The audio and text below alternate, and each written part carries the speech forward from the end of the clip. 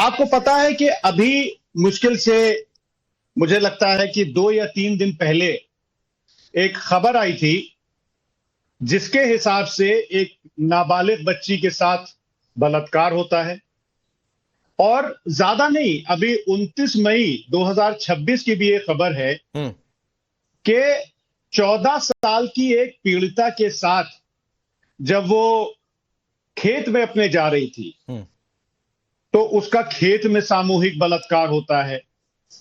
और तमाम तरह की ऐसी खबरें आती हैं, अगर आप अखबार पढ़िए रोज, तो किसी नाबालिग का 3 साल की बच्ची के साथ बलात्कार की अभी एक खबर आई थी कुछ दिन पहले। और मैं आपको बता दूं, एनसीआरबी के आंकड़े हैं उसके हिसाब से, जो कि टाइम्स ऑफ इंडिया 14 मई 2025 को छपे थे, लगभग 1 साल हो रहा है। उसके हिसाब से उत्तर प्रदेश की राजधानी लखनऊ में 1 crime against a child every 10 hours होता है लखनऊ में। ये मैं कुछ नहीं बोल रहा हूं, ये सरकारी आंकड़ों का हवाला आपके अखबार ने दिया था, टाइम्स ग्रुप के टाइम्स ऑफ इंडिया ने, मैंने डेट भी बता दी। ठीक है। कानपुर में एक दरोगा, वो भी आपने खबर पढ़ी होगी, वो अपनी स्कॉर्पियो में एक बच्ची को खींच करके उसका बलात्कार करता है। माननीय सुप्रीम कोर्ट उत्तर प्रदेश की सरकार के बारे में एक टिप्पणी करता है और वो बोलता है कि I don't want to use the state police is biased.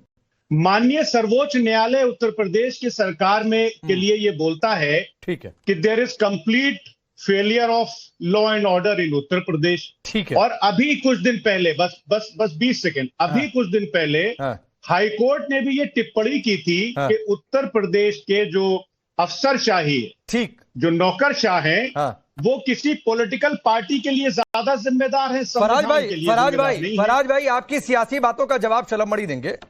मैं आपसे पूछ रहा हूं, आप झूठ कब से बोलने लगे? कोशिश करता हूं कि ना बोलूं, लेकिन हाँ, कभी कभी मान लीजिए भारतीय जनता पार्टी के लोगों का साथ हो जाता है तो उस दिन को झूठ निकल जाता है। पकड़े गए आप झूठ में? अच्छा, बता दिए। आप कैसे पकड़े गए? आपने कहा कि 2 मिनट लेट आप जुड़े, इसलिए मदनी साहब को नहीं सुन पाए, सीएम योगी को सुन लिए। जबकि हमारी करीब 4.25 मिनट की रिपोर्ट में पहले सीएम योगी की बाइट चली है, बाद में मदनी की बाइट चली है। तो सीएम योगी की सुन लिए, मदनी की नहीं सुने आप। तो इतना झूठ मत बोला करिए कि वो पकड़ लिया जाए। नहीं, सुनिए, देखिए, इतना झूठ मत बोला करिए कि पकड़ लिया जाए जो अनरिकॉर्डेड हो। सुनिए तो राकेश जी, सुनिए, मैं ये झूठ मैंने नहीं बोला कि मैंने मदनी साहब को, वाकई मैंने मदनी साहब को नहीं सुना। और इतना बड़ा कोई ये मुद्दा नहीं था कि जिसको मैं झूठ बोलूं कि हाँ मैंने मदनी साहब को नहीं सुना। अब वो देर में जुड़ने की वजह से या डिस्टरबेंस की वजह से, किस वजह से, लेकिन मैं उनको नहीं सुन पाया। अच्छा। लेकिन मैं किसी जब आपके जैसे इतने बड़े पत्रकार के सवालों से नहीं भागता हूं, तो मदनी साहब के सवालों से या उनके बातों से कैसे भाग सकते हैं? मदनी हम तो रोज झेलते हैं ना। मतलब की बात कर रहे थे, मैंने सिर्फ इसलिए पूछ दिया था। अरे हमारे मतलब की तो राकेश भाई आप भी बात करते हैं। नहीं, हमारे मतलब की कई बार आपको लगता है कि मैं आपके मतलब की नहीं बात कर रहा हूं।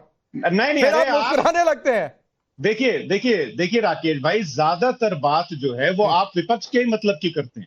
और हमेशा सरकार से आप सवाल पूछते हो, भारतीय जनता पार्टी को हमेशा कटघरे में खड़ा करते हैं।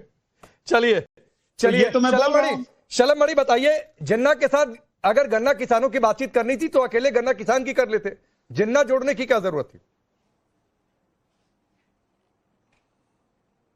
अब जिन्ना का जिक्र तो आएगा ही, क्योंकि जब पश्चिमी उत्तर प्रदेश में राकेश भाई, कुछ लोग आज भी जिन्ना जैसे व्यक्ति को पूजते हैं, उसकी तस्वीर लगाना चाहते हैं। एक बहुत ही नामी गिरामी शिक्षण संस्थान है, उसके भीतर अगर छात्र संघ के कुछ लोग जिन्ना की तस्वीर रखकर उसको एक महापुरुष बताना चाहते हैं, तो जिन्ना जैसे एक नकारात्मक शख्सियत को अगर कुछ लोग उसकी चर्चा करते हैं तो निश्चित तौर पर चर्चा आएगी। और मैं भी सुन रहा था, हमारे फराज भाई विद्वान व्यक्ति हैं, कुछ घटनाओं का जिक्र उन्होंने किया, लेकिन उन घटनाओं के 24 घंटे के भीतर जो अपराधियों के साथ पुलिस की जो कार्रवाई उसका जिक्र नहीं करते कि कितने मारे गए, कितने विकलांग दिव्यांग हो गए, कितने की टांग में गोली लगी। दरअसल समस्या क्या है? इनका दर्द ये है, इनकी तकलीफ ये है कि माफियाओं की बात होती है तो ये कभी मुख्तार का नाम नहीं लेंगे, ये कभी अतीक अहमद का नाम नहीं लेंगे, एनआईए ऑफिसर तंजील अहमद को मारने वाले मुकीम काला का भी नाम नहीं लेंगे, क्योंकि वहां पे उनका नाम पहुंचते इनकी जो टांगे हैं वो कांपने लगती हैं और अंदर से दिल में प्यार उमड़ने लगता है। मुख्तार अंसारी को मसीहा किसने बनाया? ये समाजवादी पार्टी कांग्रेस के लोगों ने। ये तो आम आदमी पार्टी की सरकार ने कहा कि मुख्तार अंसारी को पंजाब में छुपा के रखा। अतीक अहमद को मेंबर ऑफ पार्लियामेंट किसने बनाया? इन लोगों ने बनाया। आज जब कार्रवाई हो रही है, आज जब ये गैंग मारे जा रहे हैं, नेस्तनाबूद हो रहे हैं, पिछड़ों को लूटा, वो भी जो अनुसूचित समाज के लोग हैं, पूजा पाल पिछड़े समाज का प्रतिनिधित्व करती है कि नहीं करती है? पूजा पाल जो कि विधायक है, वो चीख चीख के कह रही कि उनके पति की हत्या हुई, उनके देवर की हत्या हुई। उस अतीक अहमद के पूरे गैंग को नेस्तनाबूद कर दिया गया। तो आज फराज भाई को भी तकलीफ होगी, मदनी साहब को भी तकलीफ होगी, बहुत सारे लोगों की तकलीफ होगी। और जिन्ना का जिक्र आते तो बहुत सारे लोगों के दिल में प्यार उमड़ने लगता है। मैं तो कह रहा हूं, ऑन रिकॉर्ड कह रहा हूं कि अगर जिन्ना ने, जिसने इस प्रकार की घटना की, जिसने इस प्रकार का भारत के प्रति रवैया रखा, एक बहुसंख्यक समाज के प्रति रवैया रखा, उसके प्रति अगर आपके दिल में उमड़ेगा प्यार, तो जिन्ना का जिक्र क्यों नहीं आएगा? गन्ने का रेट अगर हमने 300 से बढ़ा के 400 कर दिया, चीनी मिलें समाजवादी पार्टी कांग्रेस की सरकार में बेची गई, आज चीनी मिलें खोली जा रही हैं, आज गन्ना भुगतान हो रहा है, आज किसान समृद्ध हो रहे हैं, आज किसानों का सम्मान हो रहा है। और तो और चौधरी चरण सिंह जी की जो कर्म भूमि है, राकेश भाई, बस 5 सेकंड दीजिएगा, चौधरी चरण सिंह जी की कर्म भूमि रमाला, वहां की चीनी मिल बर्बाद कर दी सपा कांग्रेस की सरकार ने। उस चीनी मिल का अगर दोबारा से पुनरुद्धार हुआ तो योगी आदित्यनाथ जी की, मोदी जी की सरकार में हुआ। हम तो गन्ना का भी जिक्र करेंगे और गन्ना का भी जिक्र करेंगे। ठीक है, मैं आऊंगा फराज भाई, 20 सेकंड। अच्छा लीजिए, जरूरी है, जरूरी। जी। हाँ, देखिए माननीय विधायक जी ने अभी जिन्ना की बात की, तो मैं आपके सामने बस एक चीज रखना चाहता हूं। 4 जून, मुझे सन नहीं याद है, 4 जून को एक बहुत बड़े भारत के नेता हैं, वो जिन्ना की मजार पर गए और वहां पर एक रजिस्टर रखा हुआ था। उस पे उन्होंने 2 लाइनें लिखी। मैं आपको लाइनें बता रहा हूं, अंग्रेजी में है, उसका तर्जुमा, ट्रांसलेशन आप कर दिएगा दर्शकों के लिए, कि there are many people who leave an inerasable stamp on history, but there are very few who actually create history. Quaid Azam Mohammad Ali Jinnah was one such rare individual. ये पता है किसने लिखा था? ये लाल कृष्ण आडवाणी जी ने लिखा था।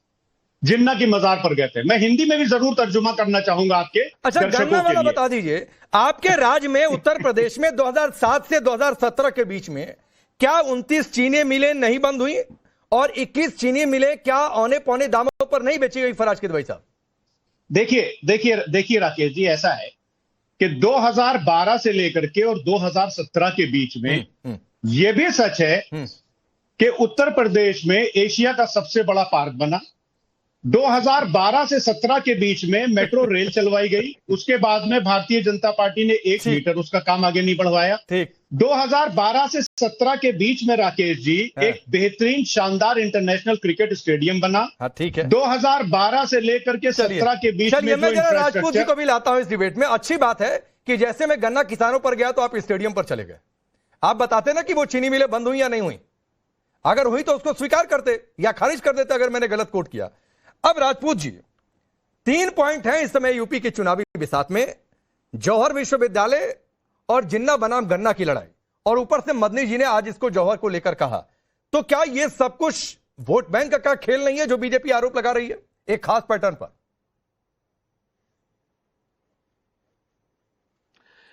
असल बात वो कहते हैं ना, वो कत्ल तुम्हारे खत में वो नया सलाम किसका था, न था रकीब तो आखिर वो नाम किसका था, और वो कत्ल करके हम ही से पूछते हैं ये कत्ल किसने किया, ये काम किसका था।